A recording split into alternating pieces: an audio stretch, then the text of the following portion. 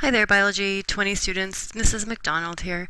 This is your screencast that's meant to teach you all about the leaf, the structures and functions of the leaf.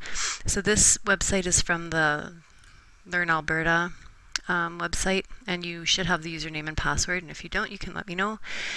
Right here, we're just looking at a basic plant, and of course, the green parts of the plant, the leaves, is where photosynthesis occurs, so that's why we're concerned about it.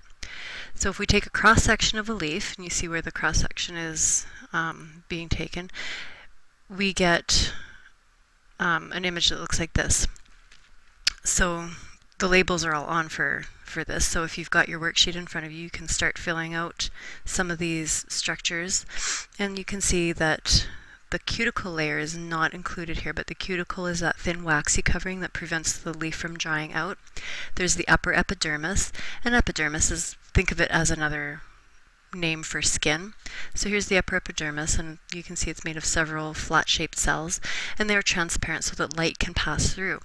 Directly underneath the epidermis is the palisade mesophyll cells, or the palisade layer here.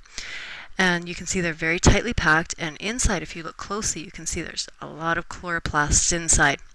So this is the main site of photosynthesis in this mesophyll, or in these mesophyll cells. The palisade layer again is tightly packed to increase surface area.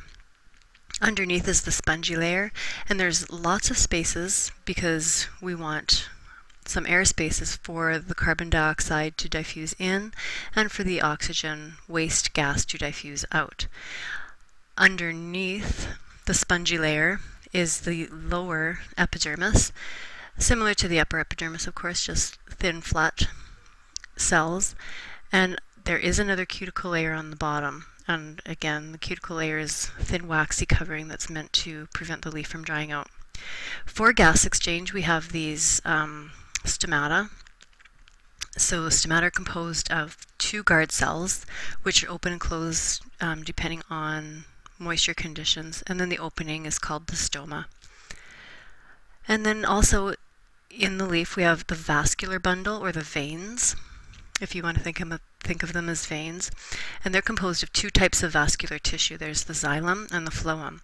The xylem are the tubes that carry water from the roots up to the leaf for photosynthesis, and then the phloem carry the sugars that were made during photosynthesis down to the roots for storage. So these are some cue cards from Quizlet.com that go over the functions of each of these structures, so make sure you're taking some notes. So here's the cuticle, right? It's the thin waxy layer that covers the upper and lower epidermis, preventing the loss of water. Okay, the upper epidermis layer is a single layer of clear cells that allows light to pass through, prevents the loss of water, and it needs to be clear so that light can reach the palisade layer below. The palisade layer contains long cells that are packed tightly together. They contain many chloroplasts and are the main cells for photosynthesis. The xylem, again, carries water and minerals up from the roots through the stem into the leaf. The phloem, I always think phloem carries food, so it's carrying sugar and starch from the leaf down to the roots for storage. But also some of that sugar is used for the plant itself. And then there's the spongy mesophyll layer. So these, the spongy mesophyll layer contains cells with chloroplasts, also a major site of photosynthesis, but they are spaced far apart so that we have lots of those air spaces. And of course, airspace found in the spongy layer function in the exchange of carbon dioxide into the cells and oxygen waste gas out of the cell, or out of the leaf. Lower epidermis, single layer of clear cells that contains stomatas and guard cells. So remember, the guard cells were those two cells that open or close depending on moisture conditions to allow the gases to exchange. And the stomata, or the stoma, is an opening in the lower epidermis that allows carbon dioxide into the leaf, and then water and oxygen can leave the leaf. So transpiration, if you recall, is the term given to the loss of water by a leaf. Think of it like plant sweat, right? and then oxygen is considered a waste gas that leaves through the stomata. And then guard cells. There's pairs of the cells. They're found on the lower epidermis. Fewer can be found on the upper epidermis, but not so much because it's exposed to the sun and would dry out more.